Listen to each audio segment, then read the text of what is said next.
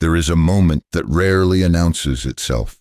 It arrives quietly, in the space between bodies that once knew how to find each other.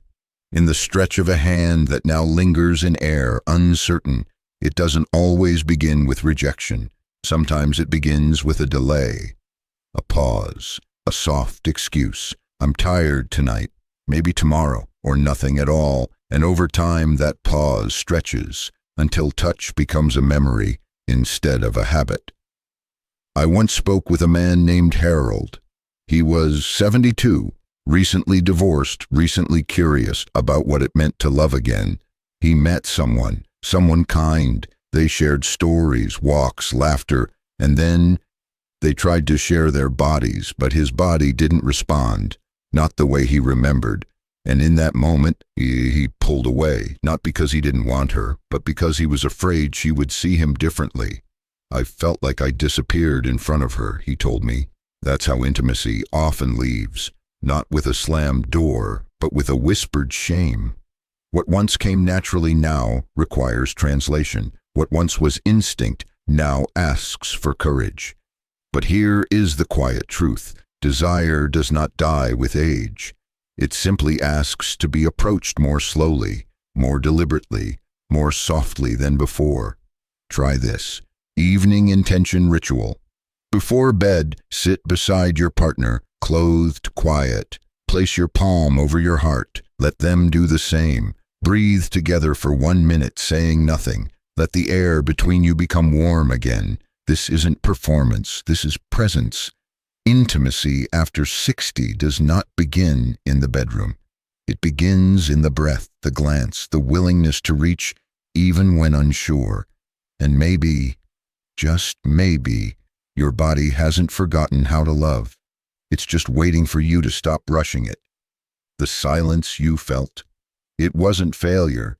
It was your body asking to be seen with gentleness again. It's strange how something so small can carry so much silence. A single moment when the body doesn't rise as expected, and suddenly you begin to question everything, not just desire, but worth, manhood, whether you still belong in the space between skin and trust. But what if that moment wasn't betrayal? What if it was a message, a whisper, not of failure, but of need? There was a man named David. He was 67, still working part-time, still laughing easily. He came in one day, smiling, joking that things weren't working quite like before. But underneath the laugh was worry, embarrassment. We talked, ran some quiet tests, and found a 90% blockage in his heart. He hadn't come in for his heart, but his body was trying to tell him something long before he could hear it. That's what no one tells you. An erection isn't just about arousal. It's about circulation. It's about oxygen. It's about the river that flows through every part of you, from heart to mind to groin to breath. The arteries down there are smaller than the ones in your chest. When they narrow, they speak first. But we were never taught to listen. We were taught to hide, to panic, to reach for a pill instead of asking, is my body safe? Try this. Mirror heart check. Before intimacy, stand in front of a mirror. Place your hand over your chest. Close your eyes. Feel your heartbeat. Whisper, this is what I protect first. Because there is no shame in needing more time, more blood flow, more care. There is only shame in refusing to listen when your body says, please notice me. An erection is not a test of manhood. It is a pulse of aliveness. And when it fades, even briefly, it is not weakness. It is the heart asking you to walk slower, to pay attention, to stay here long enough to return to what matters more than performance, presence. Some forms of hunger don't live in the stomach. They live beneath the skin, in the places we stopped letting others reach, in the warmth we forgot we deserved. Not for sex, but for connection, for the feeling of another hand resting on your back without urgency, without expectation. There are men who haven't been held in years, not because they weren't loved, but because somewhere along the way they stopped reaching out. Martin was one of them. 74. Widowed, soft-spoken. He told me I still miss being touched, but I wouldn't even know how to ask anymore. He said it with a voice that barely made it out of his chest, because that's what silence does. It closes even the loudest longings. And yet, his body still remembered the way hers used to tuck her feet behind his at night, the way her fingers would trace his forearm when they lay in bed, not speaking. He hadn't been kissed in 5 years, but he wasn't starving for sex. He was starving for being seen, for the permission to be close without having to be strong. That's the grief no one names, not the loss of performance, but the loss of presence, of mutual breath, of the hand that doesn't pull away. But here's the healing whisper. Your need for touch didn't expire, it just grew quiet. Try this. Grief bath ritual. Prepare a warm bath. Add salt, lavender, or nothing at all. Before stepping in, place both hands on your chest. Whisper the name of someone whose touch you miss. Then enter the water slowly, as if returning to something that once held you. Let the warmth remind your body that it is still worthy of gentleness, even if it arrives alone, even if it arrives in memory. Oxytocin, dopamine, serotonin, they don't come only from sex. They come from touch that matters, from allowing closeness, from letting your nervous system rest inside another's attention. And even now, you are allowed to want that. You are allowed to miss it, to name it, to ask for it again, because the years without touch were never about strength. They were about silence. And now that silence can begin to soften. Fantasy is easy. It's smooth, edited, uncomplicated. No awkward silence, no need to ask what feels good, no trembling hands, no rejection, just desire, on demand, performed, polished, predictable. But the body doesn't live in fantasy, it lives in reality. And over time, the more we turn to what's on a screen, the less we remember how to be with what's real.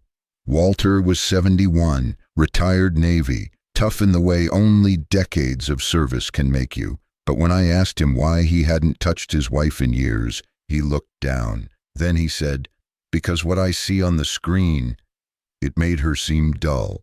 And that broke something in me. He hadn't meant to drift. It started small. Loneliness, curiosity, boredom, a quiet substitution for closeness that felt safer because it asked nothing back. But with every click, every silent session in front of a glowing screen, his expectations shifted.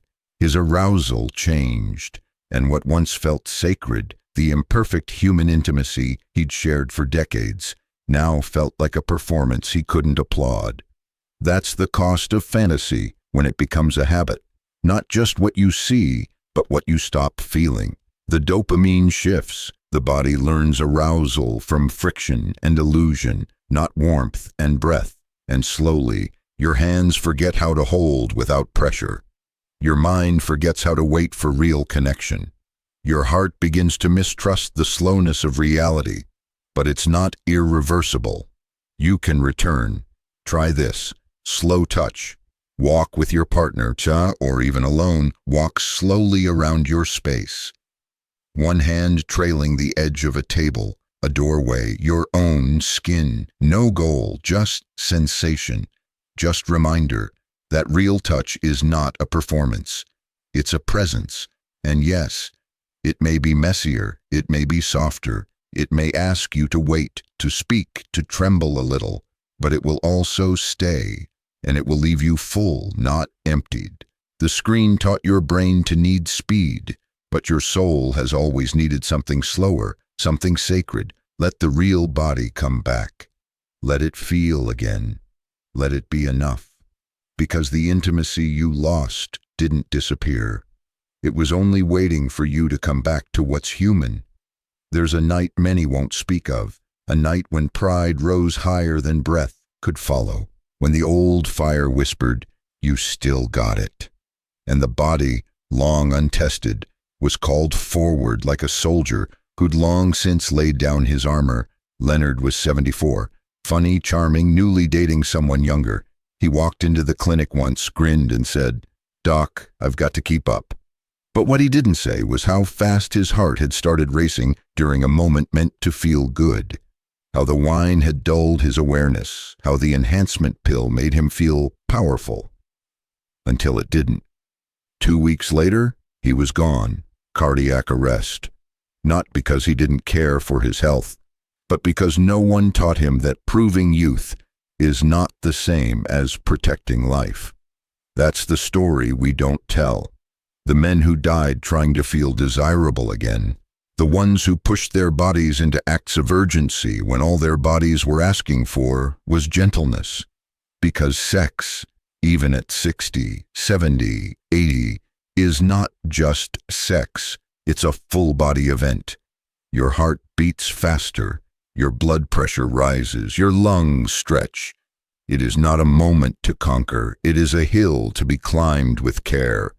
We tell ourselves, "I'll show them I still can." But who are we proving this to? Time, ego, a mirror from 30 years ago? What if the greatest strength was knowing when to pause, to prepare, to speak, to ask for what your body really needs before you give it away? Try this. Slowness, permission ritual. Before any intimate moment, step away. Breathe 5 full cycles. Then place your hand on your belly and say, "This will not be a performance. This will be a presence." You don't have to climb fast. You only have to stay conscious of the ground beneath you, because dying to prove yourself is not romantic. It's preventable. You are still here, and that means you still get to choose intimacy that holds you, not tests you.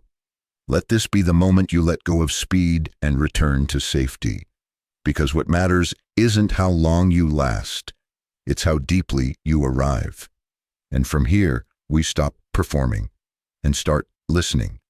There is a kind of intimacy that does not begin with fire.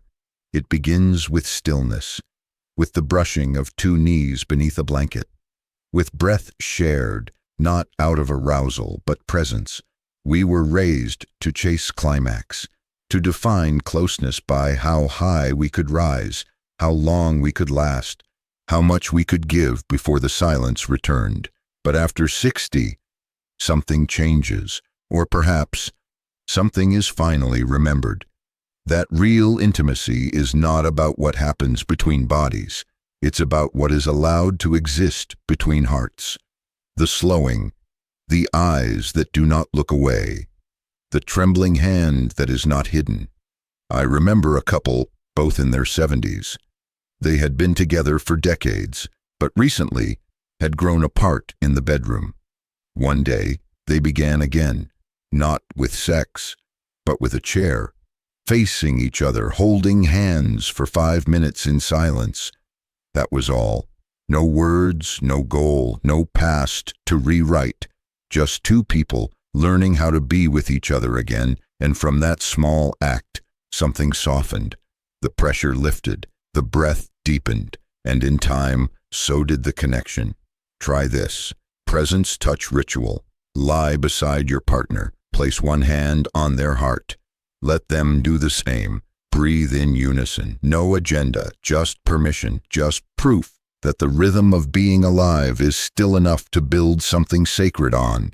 Because the deepest intimacy is not built in the heat of a moment. It is built in the trust that you can be seen, slowly, completely, without the need to perform. So if your body no longer rushes, good, let it whisper instead. Let it hum like an old song you forgot you still knew. Because you are not past your prime, you are past the noise. And what remains is something far more human. You, still here, still longing, still allowed to be loved without needing to prove a thing.